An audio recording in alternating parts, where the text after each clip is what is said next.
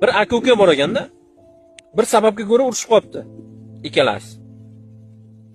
Ayb ukadan o'tgan ekan. Aka aytibdi, ukam bilan urushib yuramanmi? Hamma aka-ukalar urushadi. Odamlar ko'zga yomon ko'rinmay. Kechirim so'rayman o'zim, debdi-da ukasining oldiga borib, ukasidan kechirim so'radi. Ukasi erkaklik qildi, akasini kechirmadi. Aka 5-6 marta borib ukadan kechirim so'radi. Qayta, uka yarashaylik, kechir meni. Unaqa qilma, urushib yurish uyat. Aka-ukalarga yarashmaydi deb kechirim so'radi. Uka ko'nmabdi, akasi bilan yarashmabdi. Shu orada uka Rossiyaga ketibdi. Rossiyada borib ishlab yuribdi. Bu orada aka telefon qilib ukasidan yana kechirim so'rabdi.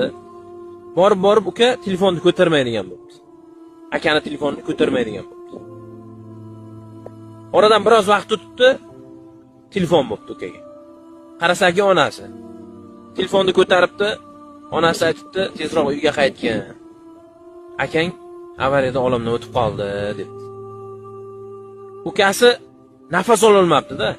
Nafas olishni unutib qo'yibdi bu gapni eshitib. Xayolida bitta gap takrorlanibdi-da, nimaga akam bilan yarashmadim? Nimaga akam yarashaylik deganda kelishmadim? Nimaga akamdan men kechirim so'ramadim, ayb menda bo'lib turib deb yig'labdi. Boyagi aka aytadi, hozir akam degan kontagimda nomer bor deydi. Mana 10 yil